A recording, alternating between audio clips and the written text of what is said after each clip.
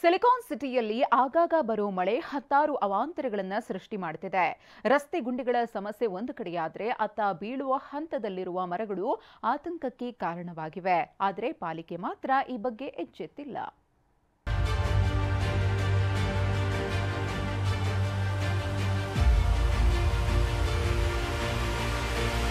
ಒಣಗಿದ ಮರಗಳಿಂದ ಸಾಕಷ್ಟು ಸಮಸ್ಯೆ ಆಗ್ತಿದೆ.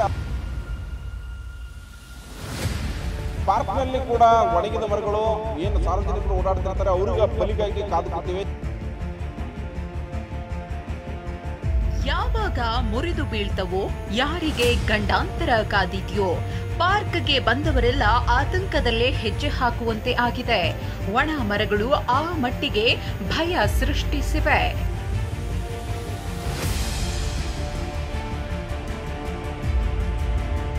ಗಂಡಾಂತರ ತರುವಂತಿವೆ ಒಣಗಿದ ಮರಗಳು. ಜಯನಗರ 4th ಬ್ಲಾಕ್ನ ಪಾರ್ಕ್ನಲ್ಲಿ ನಿರ್ಲಕ್ಷ್ಯ. ಸಣ್ಣ ಗಾಳಿ ಮಳೆ ಆದರೂ ಸಾಕು, ನಗರದಲ್ಲಿ ನೂರಾರು ಮರಗಳು ಧರೆಗುರುಳಿವೆ. ಇಷ್ಟಿದ್ರೂ ಪಾಲಿಕೆ ಮಾತ್ರ ಒಣಗಿದ ಮರಗಳತ್ತ ಗಮನ ಹರಿಸುತ್ತಿಲ್ಲ.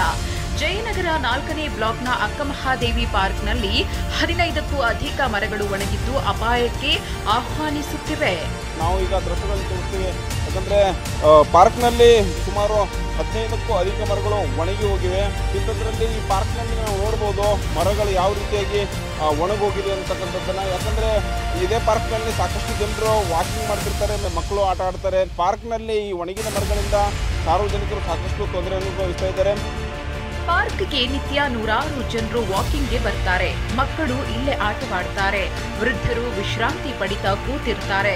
ಆದ್ರೆ ಆಗ್ಲೂ ಈಗ್ಲೂ ಅನ್ನುವಂತಿರುವ ಒಣಗಿದ ಮರಗಳಿಂದ ಭಯಪಡುವಂತಾಗಿದೆ. ಪಾಲಿಕೆ ಅಧಿಕಾರಿಗಳು ಕೂಡ ನಿರ್ಲಕ್ಷ್ಯ ವಹಿಸಿದ್ದಾರಂತೆ.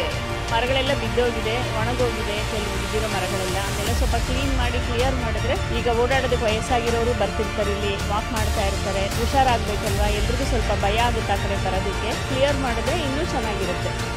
ಏನೇ ಹೇಳಿ, ಮರಗಳು ಬಿದ್ದಾಗ ಒಂದಿಲ್ಲೊಂದು ಅನಾಹುತ ಸಂಭವಿಸ್ತಾನೆ ಇವೆ.